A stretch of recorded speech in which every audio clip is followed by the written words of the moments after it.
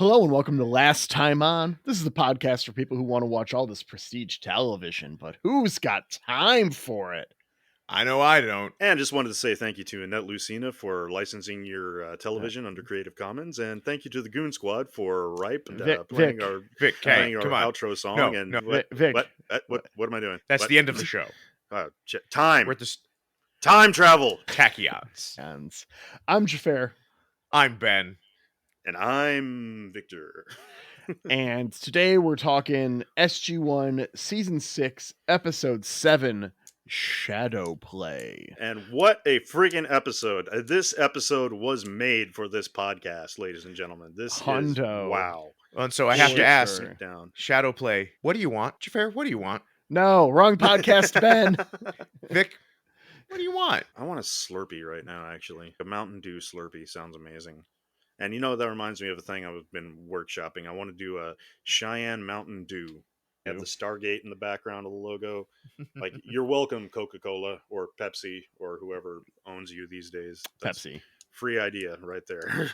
Take like it. Millions. Pepsi clearly listening to this podcast. Before we get into this episode, though, we are continuing our trend of recasting the SG1 crew coming off of news of a possible reboot. Yes, speaking of which, the lab had finally voted for someone besides Xhafer. With 21 votes. Woo! William Jackson Harper is the MVP pick for the new Daniel Jackson, ladies and gentlemen. Yeah. So this week we're going to be doing our recast for Samantha Carter. Yes. Anyone want to go first? Because I got mine. I do as well. Let's just go. Go ahead, Vic. I'll go first. I'm going to say that for the new Samantha Carter, there is really only one choice out there, and she has been amazing as the lead role in the Wheel of Time series. I don't know if you guys have seen it, but Rosamund Pike is just, her screen presence is amazing. And I say for our fantasy reboot that we're making in our heads here, she keeps the accent. You just retcon Carter's background. She's from London, she emigrated, whatever, or maybe she's on loan from the British military as an officer. I don't know. Rosamund Pike, she would nail it. And if you guys have not seen Wheel of Time yet, you totally need to see Wheel of Time. The wheel wills what the wheel. I'm screwing it up. So you have seen it, or you read the books at least. I've read the books and I've watched some of the first season. Needed to get back to it. The wheel wills. What is the second word? The wheel wills as the wheel wants, or something. The wheel weaves as the wheel wills, or something like that. Yeah. The wheel weaves as the wheel wills. Yeah. Okay, like I'm mad. I'm forgetting it.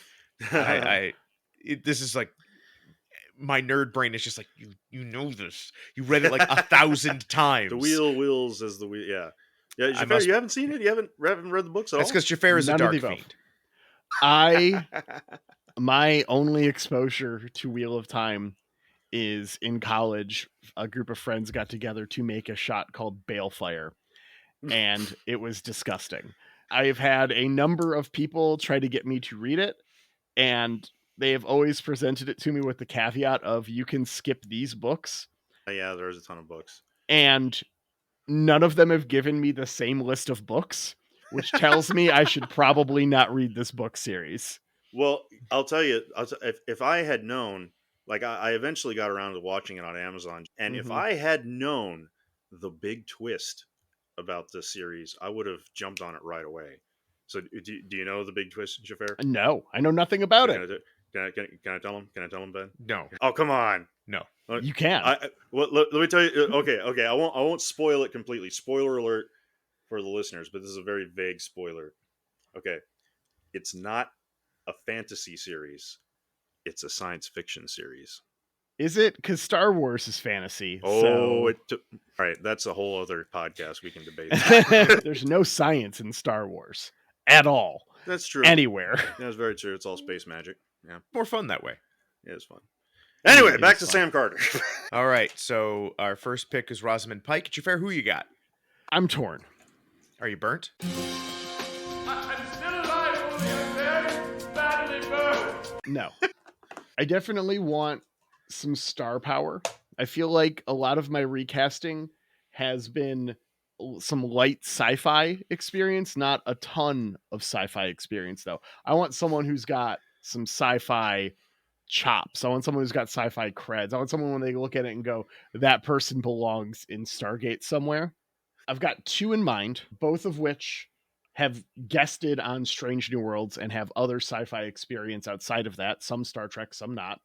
Okay. I'm just not sure where I want to go with this. One is they're probably both a little too goofy for Carter.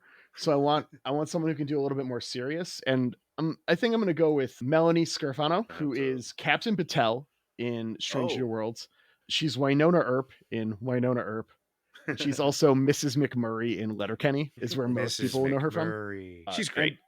She is immensely talented actress and can do the serious stuff, but also is really good at laying back at the cut and just being hilarious in the background. And I think that could work well for a Carter type character, depending on the overall tone of the show.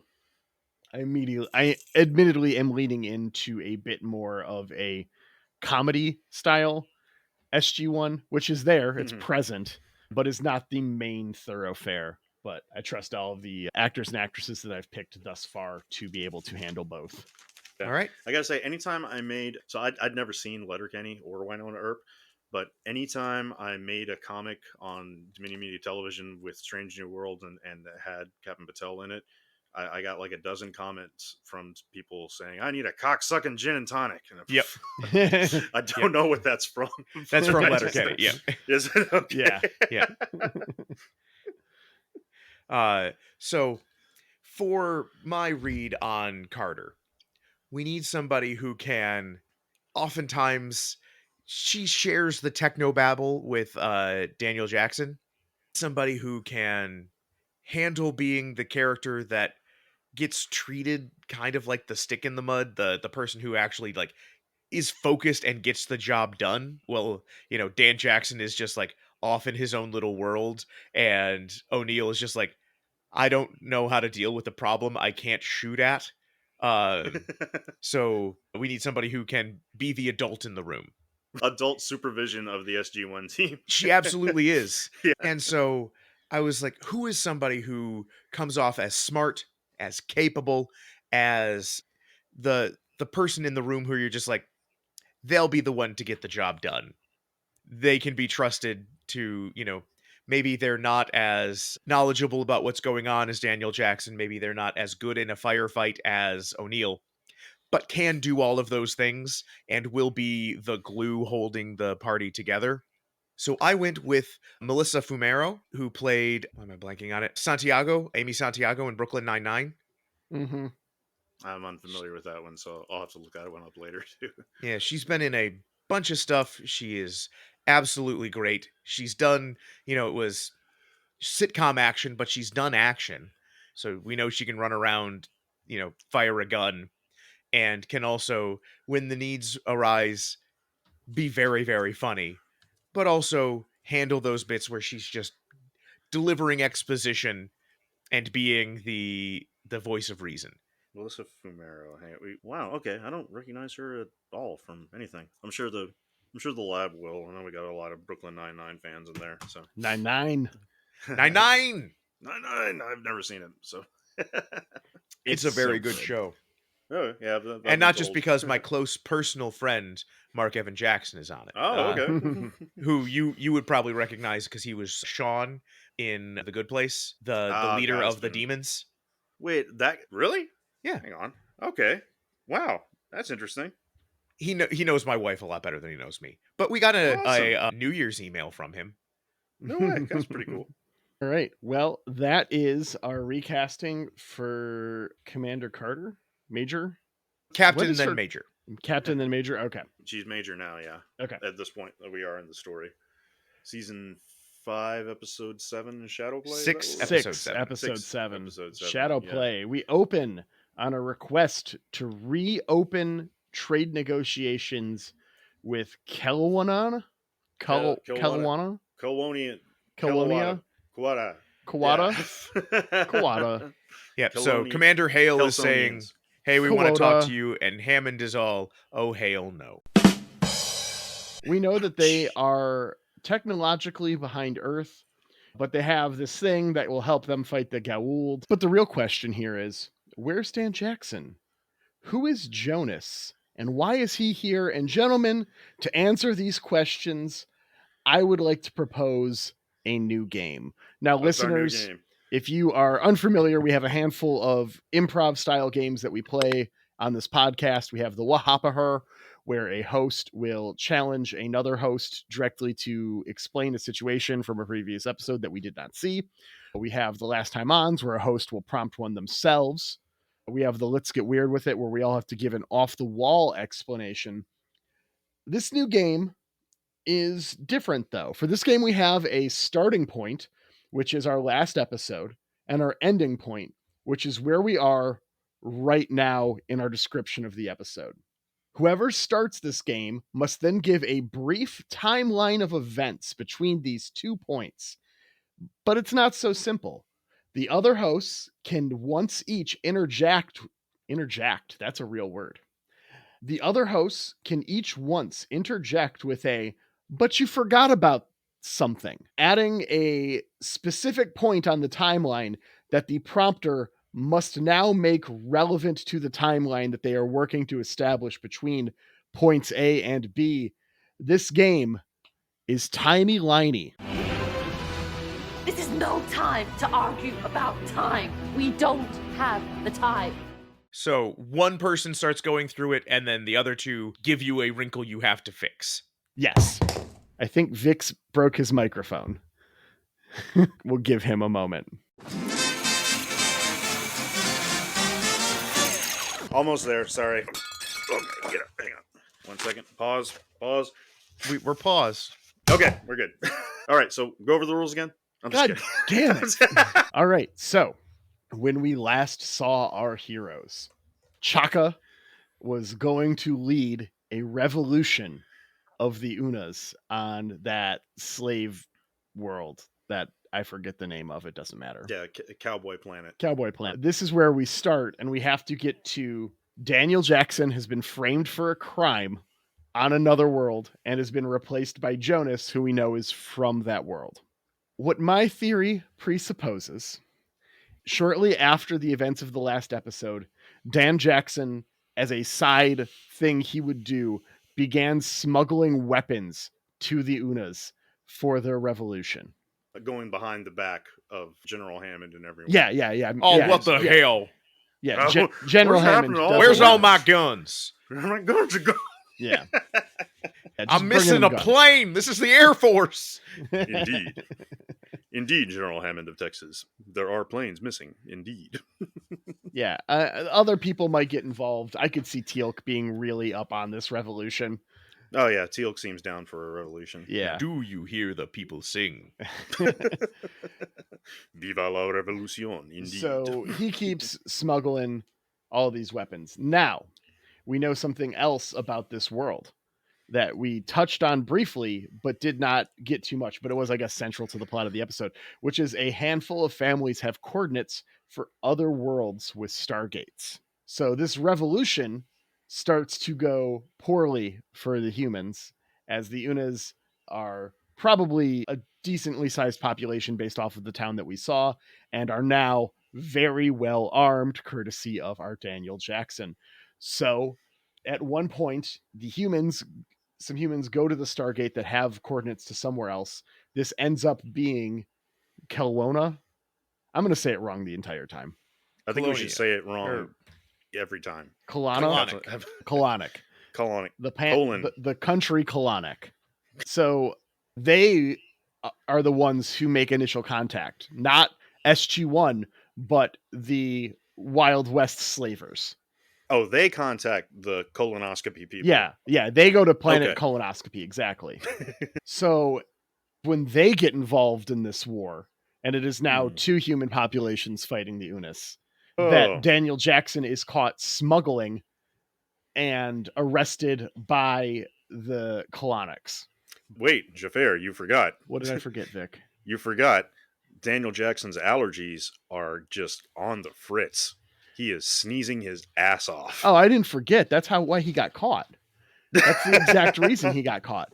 Is he comes to the Stargate and he's got this giant crate of weapons, and 10 minutes after it closes, before he can get it anywhere, it starts to open again. So he's hiding in the woods by this Stargate as he's just sneezing like mad, and that's how they find him. And they're like, But hey, Xhafer, these weapons. Yes, Xhafer, Ben. you forgot that once they contact the Colonians, Daniel tries to team the Unas up with the Dosians. Who are the Dosians? Oh, you just made it up. Yeah, It's a pun. Okay. because The it's Dosians. Unas Dos. Dosia. The Dosians. Yes, They're the second it was, aliens. yes, The it was Dosians. foolish of me to forget the Dosians, another native species. Those are actually enslaved. We didn't see it in this episode, but they're enslaved by the colonics. I'm just picturing. It's I'm in just the other picturing episodes, giant anthropomorphic Dos Equis bottles with limes sticking out. They have limes for a face, and they're just. They're an offshoot of the turtle people that I named 20 episodes ago or whatever. Yeah, definitely getting a green vibe from the Dosians. Torox or whatever, the Torah, whatever that was. Tokras. Tokras. There we go. The Tokras, Tokras, that are totally turtle people. So that's why Dan Jackson gets arrested. Now, Jonas is actually Daniel Jackson's lawyer. That's how he gets dragged into all this. And by colonic law, you have to fill in for someone if you can't properly defend them in court. So he is bound to join SG1, and there's a bit of controversy about it, but he happens to be a scientist, so it all works out. And that's where Dan Jackson is. He's in prison. He's in prison on Colonia, and while he's carrying out his sentence, Jonas has to join SG1 to fill his place. Now I might just be a simple alien lawyer. But what it seems to me here is you got some kind of Stargate. I may not have Sam hell is a Stargate, sir. I may not have your big city education, but we've got some sort of point-to-point wormhole device that is. You are out of line, sir. Tarnation. We come back from credits. We now have Jonas, who is our replacement member of the SG1 team. And did everybody? I know he shows up shortly. Did anybody else get super excited when the guest credits started rolling once we came back? Because first name we see, Dean Stockwell. Oh yeah, it's our third Cylon of the series has shown up. I'm mad. I'm mad. I'm so mad. It's okay, Ben. Let it go, Ben. Let it go. This show is lousy with Cylons. This show has more Cylons than Battlestar Galactica. Your command. And Xhafer, I know you skipped the credits. I just had it in my head. The actor's name who plays Dan Jackson. He was not in the opening credits. Yes. He was gone. Michael Shanks, that's his name. Michael Shanks was not in the opening credits. Which means he's Quinn probably gone for the season, which was, in fact, my prediction previous. Yep. Yeah, you got points for that one for sure. Well, which is weird. Jonas has to last a season, and we don't know that yet. I don't know, man. I'm thinking back because I know this is what Michael Shanks was known for, and I might be getting the timeline wrong. And I know he had a short appearance on Burn Notice as a villain there. Mm-hmm. I remember specifically because his name was Victor, and he is in a long line of Victors. It used to bother me when I was younger that Victors were always the bad guys, but now I've embraced it. Yeah. But anyway, yeah, he was an awesome villain on Burn Notice. Burn Notice was a great show. Victor, so yeah, I'm wondering if that's why he's not here. I might be getting the years mixed up, but I don't that's think just Burn weird, Notice man. was on yet. Yeah, that's what I figured. So I don't know. I'm really curious. Is he gone? Is he dead? I previously made a prediction that Daniel Jackson died at least twice and was resurrected, and that one was confirmed by our fans. So I don't know. Who knows? This is weird. Maybe Jonas is here for good. Maybe I'm not getting the vibe that he's here for good, but He's here. I for don't know, now. but we've been recording for half an hour and we are 2 minutes into this episode. I'm sorry. It's okay. Yeah, but we find out that these people that Jonas is a member of that tried to frame Daniel Jackson, they are technologically behind Earth. Seems like 1940s technology is Yeah, about they where said they're at. they don't even have jet propulsion. Yeah, but they do have something. Not, Damn right? it, Vic. Sorry, I really need to go wireless here. God. We good? We're good. Carry on. Which they have Noctdria. What is it? Naquadria. Quadria. Which is yeah. I just refer to it as unobtainium in my notes. Yep. It is some kind of hyperdrive fuel that can also be used in shields and weapons, and it is the sort of thing where this could be the one edge we have against the Goa'uld. So the fact that they're willing to trade, this is the one thing they could give us that we want. One thing I did like, though, is we get a little bit of what happened with Jonas. But like, he left his people and came to join SG1 because he didn't like how backward they were. But we find out that he commiserates with Teal'c, and Teal'c was like, my people also considered me a traitor. But then I went back and I told them I'm not a traitor. And now they know I'm not a traitor. I came back and I told them. Yeah. And I was able to convince them. Maybe you will convince your people. And I'm like, oh, that's fun. Teal'c has convinced some Got a new Xhafer. buddy. Yeah. This This is really interesting. Yeah, it was difficult for me to concentrate on this episode because I'm just like, who the fuck is this Jonas guy? What's he doing here? Why is he here?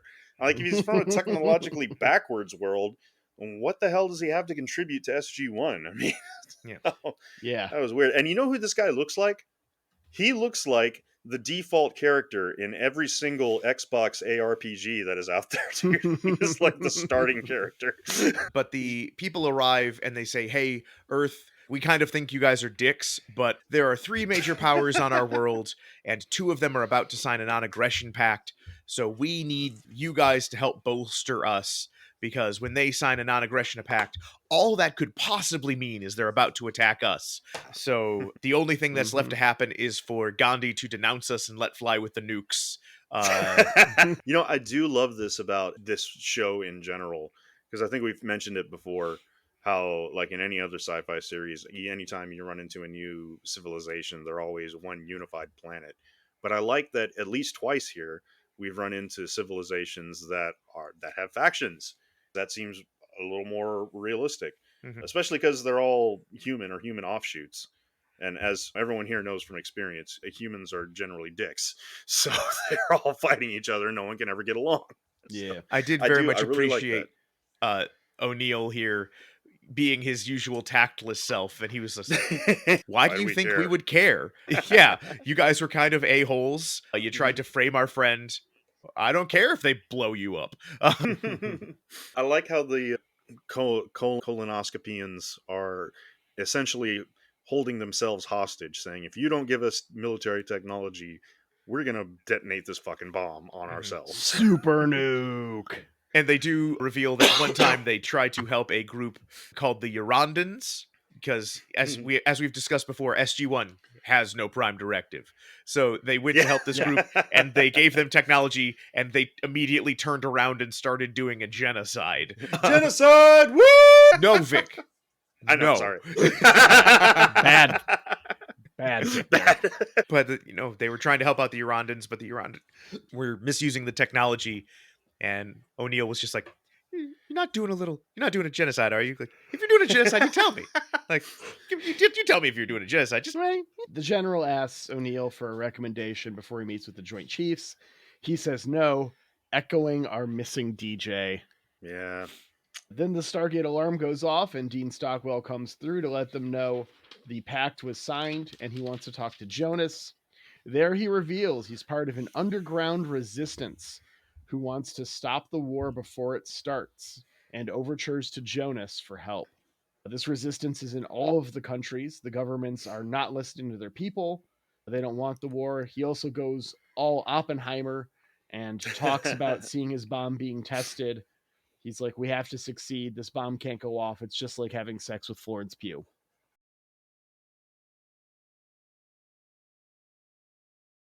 This is funny because just the day before watching this episode, I watched Oppenheimer for the first time. So Yeah. that's very strange. Very weird I did choice appreciate- in that movie to compare the atomic bomb to sex to Florence Pugh so directly.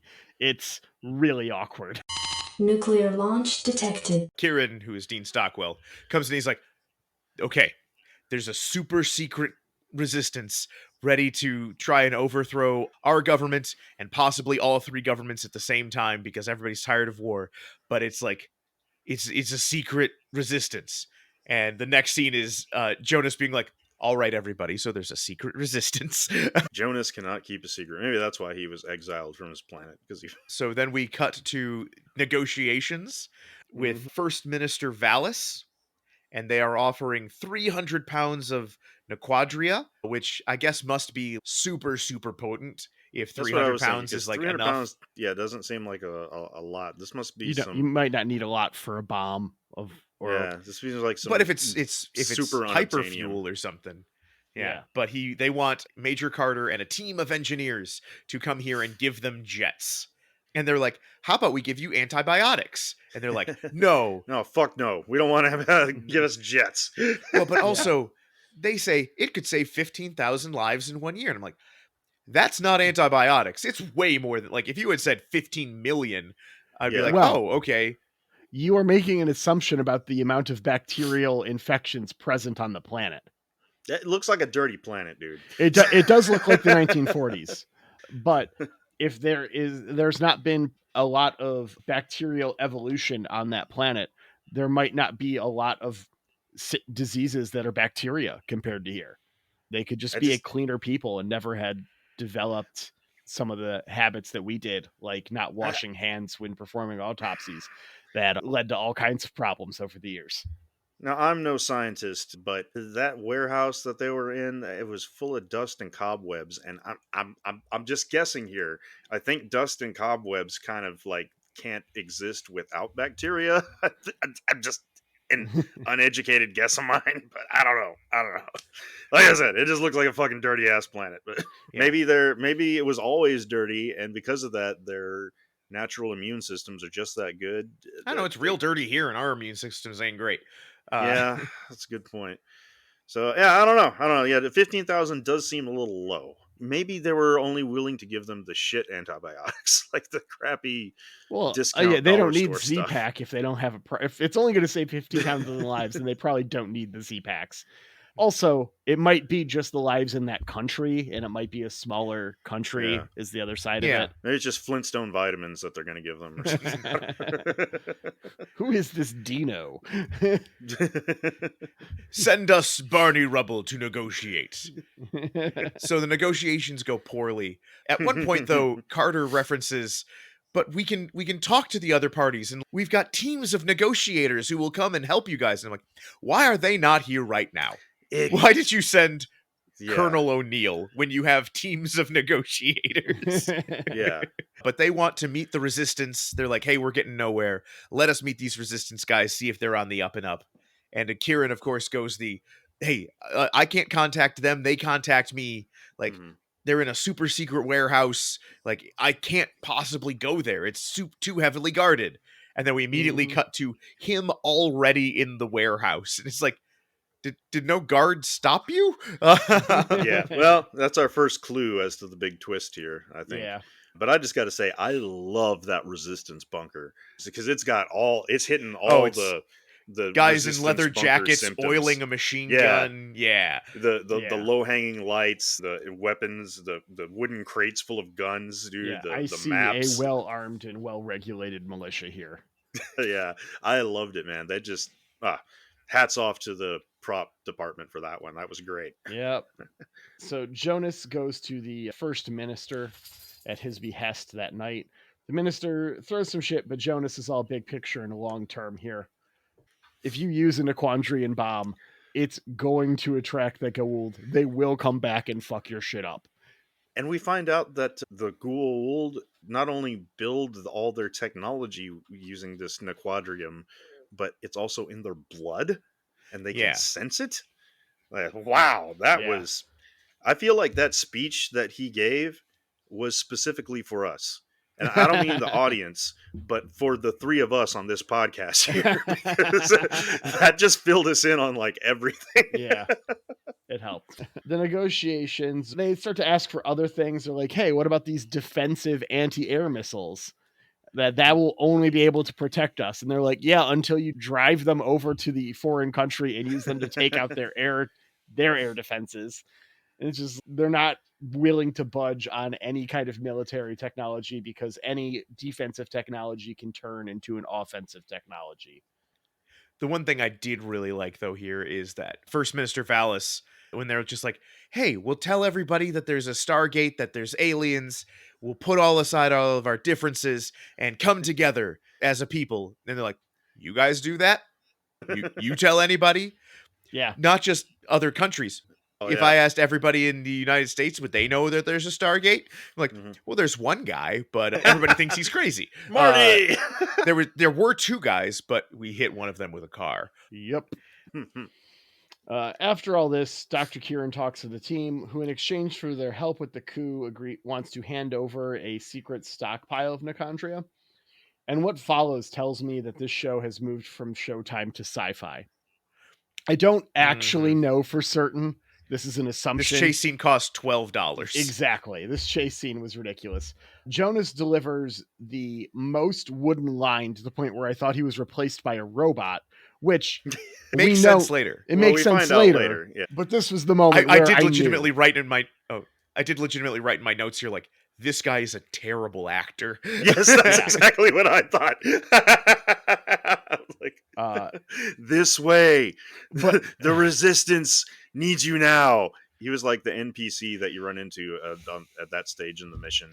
I'm training for the big day. When you go outside the I'm training for the big day. boundaries of your mission map. Mm-hmm. But even more than that, Dean Stockwell is clearly replaced with a younger stuntman to accidentally trip and start hanging from this thing. It's so bad. It's absurd. It just completely took me out of the episode. One thing I did note here that I really appreciated, the colonoscopians that were this other planet that we're on, they're all humans, of course. They're less technologically advanced. They do have the same clothes. They have neckties and collared shirts and shit. So, okay, fine, whatever. But I did appreciate that they made it a point to make different guns. Yes, exactly. The unique handguns, because they use some weird looking guns on this planet, but still, you can tell it's a firearm just by looking at it. But it's just looks wrong. You know what I'm saying? It's just different enough to be alien. Jonas convinces them to bring the doctor back to SG1 for treatment, but he was nowhere to be found when the doctor fell. And at this point, I think the twist is obvious for everyone. Yes. They decide to go and track down the resistance. And while the doctor talks to Jonas at Stargate Command, Dr. Fraser finds Dr. Kieran is full-blown fake 90s schizophrenia. Fake 90s schizophrenia. Yes, this is not an actual... Schizophrenia is not a real disease as it is depicted in media at this time frame. Like the hallucinations, you can have, there's all these things, but it is separate things and they are not overlaid typically, and it's just a mess. But I'm not a psychiatrist. This reminded me a lot to be able to speak to it better. Have you guys seen the movie A Beautiful Mind with Russell Crowe? Yeah, this reminded me a lot of that movie. Like his delusions and everything. I don't know which came first, but yeah, very much had that same vibe. Yeah, the reveal here, Jonas is a figment of his imagination in this scene, as is the entire resistance. What's not fake, though, is an quandary the doctor had smuggled out. Jonas tries to convince his former countrymen to not use the bomb, not just to save lives, but once again, the Goa'uld. O'Neill tells Jonas about the fake news, and he confronts the premier about what happened to the other doctors on the project, and he explains that they had some mental issues. We go back to SG1, and Drs. Fraser and Carter determine that it is exposure to Naquandria without proper shielding. Jonas is fine, so's everyone at SG1. Their shielding is adequate from the limited exposure to Naquandria that they've had. I do have a question, though. They say in this episode that this stuff is the basis for all Goa'uld technology. Is it powering their weapons, And if so, does getting stunned enough, like we've seen SG1 get stunned by these things so many times, give you fake 90s schizophrenia? Well, so the thing that they mention in this is Nakva powers Goa'uld stuff. Naquandria is It's a derivative. derivative of Yeah. the Ah, Nakva. And so, Yeah, so- this is what makes this special is it is a super energy that even the Goa'uld do not have, because Yeah. it only happened on this planet when the Nakva, because remember when they went in new ground, they said, hey, make sure you bring the Nakva reactor. Yes. So they, So- they already they had one type of magic space rock power, and this is the stuff that they Concentrated. found on this. Yes, exactly. better space It's rock.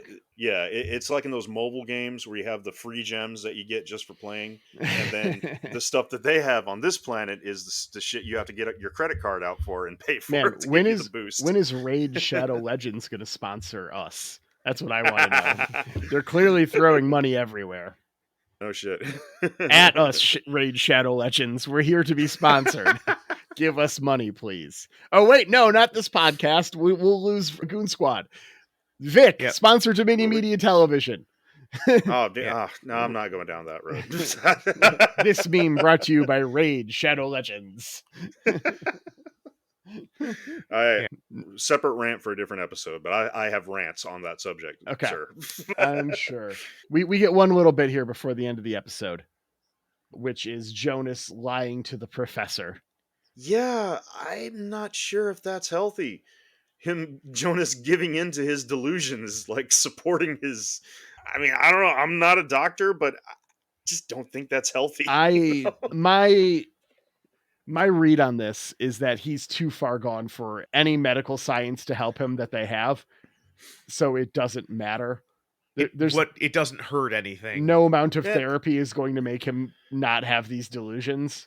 Man, just take him back to that other planet with the assholes who think the world is flat, and because they've got the little tricorder blinky light thing that you can wave at your face and fix everything. Mm, Remember those guys? yeah, Well, that just fixed your eyes.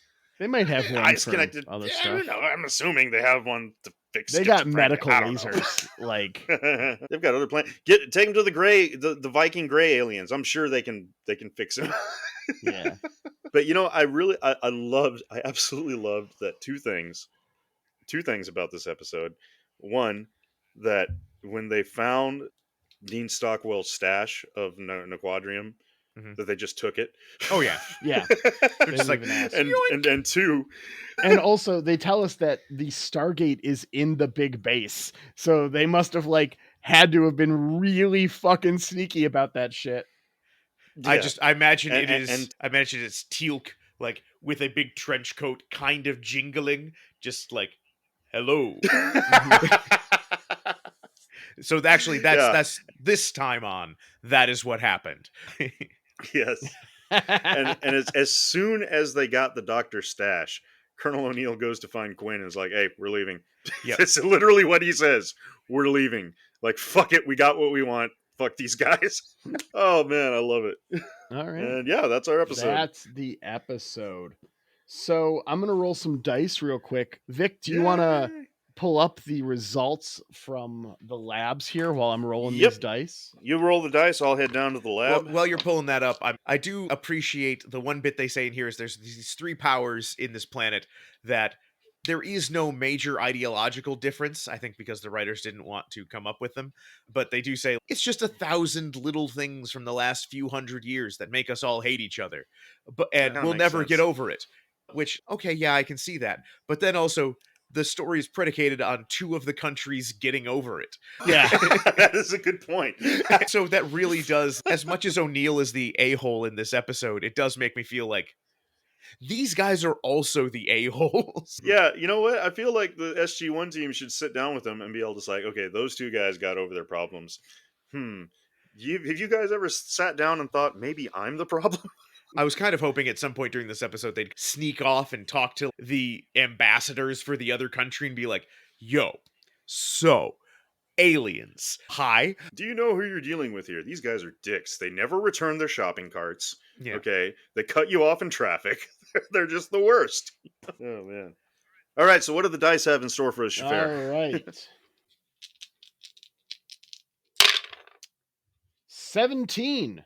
I've been rolling high. Season 7, Episode 2, Homecoming is the name of this Ooh. episode. Anubis's super weapon has been put out of commission, but Anubis escapes into hyperspace. Jonas Jonas, hey, makes it a season. Holy shit. Jonas has been captured by Anubis, and Daniel is still aboard Anubis's ship, evading capture. Hey, all right. Anubis mind probes Jonas and begins to attack Colonica. Hey, Man, I am looking forward to this. Well, with that, I'm going to take my point with the confirmation of my daytime prediction. Yeah, I didn't even bother sending that one down to the lab after watching this episode. When generic Jonas shows up, and it's like, yep, you nailed that one, dude. But what else do we have from the lab? And let's also talk about our previous scores. So, if I remember correctly, I'm in last. I've got 15 points, I think. I'm at 19, and I'm waiting on a clarification from the gatekeeper about the gold Death Star. Oh, right. Yeah. Okay. And I was at Although 20. I guess the description of this episode says Anubis is super weapon. It weapon. does say super weapon. Super weapon generally implies planet blower upper. So yeah. Well, we might get confirmation of it just watching the next episode. Yeah. No, it's just a steel-toed boot, and he just kicks you right in the junk. Well, it's a steel-toed boot that when it hits you in the junk, everyone on the planet feels it. That'd be very powerful. That's a super weapon. All right. So I have the results here from the lab. Let me just open it up. Again, we can add it in post. I will never stop. Okay, so we already got Xhafer's point for the daytime cast change up. So this next one I believe is yours. Oh, and by the way, for this one, I was late sending this one to the lab for testing, but we still managed to get 67 votes in less than 24 hours. Nice. So that's pretty awesome. Thank you, Research Lab. Xhafer, this one's yours, I believe. An entire season is tied into a story arc. That one, I'm going to say, with 8 votes is confirmed. All right. That seems very likely. Shaka returns with friends. Mm-hmm. That was yours as well. Also confirmed. 13 votes. All right. So yeah, you ran the table there. So that puts me at 25, possibly 27. Let's see. So Ben, I believe this is yours. Did you have the Unis revolution on Burrick's planet remains unresolved? We never find out how it ends. Yep. We never find out. Well, I'm gonna see, because I did get confirmation from the gatekeeper on this one that it is never seen again, but in dialogue we learn that humans and Unises are coexisting. So I don't know, half a point. What do you think, Xhafer? If we find out how it concluded, that's fine. Okay, cool. Okay. But you did get the next one. Teal definitely fights ninjas. Yeah. I got an anonymous email last night at like 2 a.m. from someone. They didn't give me their name, but I just have their email address, saying with the subject line ninjas, and it had 2 links. One was a link that I put in Discord earlier. I'm assuming that's from Stargate. It could have been from one of Amanda Tapping's other shows that she was in, because she did a few sci-fi things where she fights some fucking ninjas. Yep. But it also included a link that I did not click on, but the title of the link, it was the Stargate wiki /Jaffa_ninjas. So there is such a thing as Jaffa ninjas. So we're giving you those points, dude. Guys, Get those points. I don't care what the IMDb scores. I don't care what the gatekeeper says. When we go to do our look back episode, we're watching the ninjas episode. We're watching the ninjas episode. Yeah. All right. Awesome. And your next prediction was the team gets captured by a primitive race and has a moment where they're like, we're smarter than this. Mm-hmm. So that one got 4 votes. I'm also going to say that's 90% sure that happens. So that puts you at 25. Awesome. All right, now on to me. I did get, looks like this one is confirmed. I got 11 votes on my prediction that Carter gets a love interest. All right. So that's next. 7 votes on SG1 team has to dial a random gate code and ends up on a random world. And my final prediction, my primetime prediction, which got the most votes, 26%, 18 votes, the Stargate gets stolen, as well as a comment from Andy Koneski, who says the real question is how many times does the Stargate get stolen? So it looks like I ran the table. Both me and Xhafer both ran the table this week. So Nice. that's 21 points for me. All right, so now it's time for us to make some new predictions. Lincoln, what are you doing up there? Guessing? I guess no one's coming. I have seen into the future. You ruined the prophecy. And I had mine written down here somewhere. I can go first while you find Go yours. for it, Ben. So, my daytime prediction, we have an episode where Jonas goes on a very awkward date. He strikes me as an awkward dude. He definitely is, yeah. And I wrote this down before Xhafer read our prediction for next time. My evening prediction, Daniel Jackson comes back. He comes back, All yeah. right. Yep. So I can just give myself that point right now. And I had something for my prime time, but as we were talking about it, I came up with a different prediction, and I'm going to go with it. Jonas gets eaten by a space whale and doesn't understand why everybody else thinks it's so funny. Dude, if that doesn't happen, I'm turning it into a comic. I'm photoshopping a fucking space whale, and Jonas is gonna get And O'Neill is like, hey, I know you don't get why this is funny, but this is actually really funny. Dead. It's like, no, it's hilarious. no, Trust me. He's okay. He just gets he's still eaten by a alive. He's space- inside the whale. Yeah. He's like, I don't know why you guys think this is so funny. Will somebody get me out of this whale, please? I mean, in my head, O'Neill is in there with him. Just like, okay, trust me, this is actually really funny. Jonas. What if Jonas ends up having 2 brothers, and they're the Jonas brothers? Fool this man! There's 4 of them, Vic. There's 4 of them. Are there? Okay, well, you know what? I'm happy that I don't know that. One of them's not in the band. Who cares? He's the bonus Jonas. I've done a series of predictions over the course of a number of episodes about other cultures and other maybe religions that might come into the show as aliens. Yeah, who's left? I don't know. Think you got I'm one. going in a different direction. This time we're Oh. talking cryptids. Oh, So God. we're going to have an episode with zombies. Okay, a zombie episode. We're going to have an episode with vampires. Is my Vampire evening. episode. And then Yeah. I think for this third one, I'm going to say we have an episode with the Loch Ness Monster. Is You're my really going there, primetime dude? prediction. Yeah, I think Okay. I think that's gonna lock. I'm glad tempted you to didn't go say Mothman. we have an episode with werewolves and vampires, but I don't want to put vampires in twice. So That's also strange because just the other day I watched Last Voyage of the Demeter. If you guys haven't seen it, It's on definitely my go list. see it. It bombed at the box office apparently, which I think is stupid because it's a fucking amazing movie. But it's also, if you know anything about Dracula, it's like, why would I watch this movie when I know how it ends? yeah, well, Titanic was a blockbuster, and we all knew how that was going to end. So yeah, there's a movie But, you know, about some Tom people get Cruise off the trying boat. to assassinate Hitler. Like we know how that shit ends. They made a Joan of Arc movie, Ben. We know it didn't have a Yeah. happy ending. Fucking, I just went and saw the Iron Claw. Like Which one was that one? that's Which one's about the Iron Claw? Von Erich wrestling family. Oh, of course, you Bleak. wrestling nerds. It's sad. Okay, now it's time for my predictions. My early morning prediction is going to be an SG1 team member gets mistaken for a god.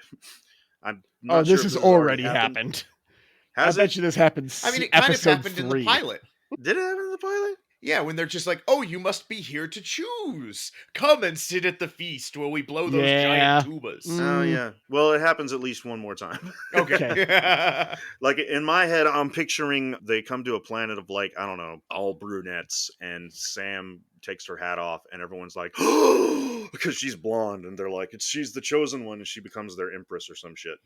Next, I'm going to pick that someone in the SGC and it's not one of our main cast, not even Jonas, but someone defects to the Goa'uld. Ooh. Yeah. Teal'c this whole I'm betting- time. Not Teal'c. I'm thinking it's Fooled you. I'm guessing it's that wormy looking guy who operates the gate. That I don't think he even has a name, but His, Oh, he does. His name is Grima He does? Wormtongue. Yes. Grimworm, yeah. No, but the character does have a name. I forget what it is, but it's like Staff Sergeant something. And for my final prediction, originally I said Cheyenne Mountain gets blown up at least once, and yeah, Like the whole and- mountain or just the base? just both. But either way, through fucking time travel or space magic or something, it comes back. But I don't know. I think I want to take it a step further. I'm gonna say that. Do I want to do this yet? Earth gets destroyed? No, I was gonna say a whole ass planet blows up. I'm gonna do that instead. Yeah, instead. That might happen next episode. we Yeah. watch. I'm gonna say Well- not Earth, but a planet. We see a planet get blown up on screen. So yeah, I'm gonna go with And that if it is instead. Colonica, it is an ass planet. Yeah. It was an ass Whole planet. ass planet. The whole ass planet. Well, that was fun. All right. Well, our predictions are in. All that's left Mhm. is to say thank you. So thank you, Thank you. Ripe, for fucking letting us use Goon Squad. We appreciate the hell out of it. Best song of 2023. It's so good. Best song of 2024.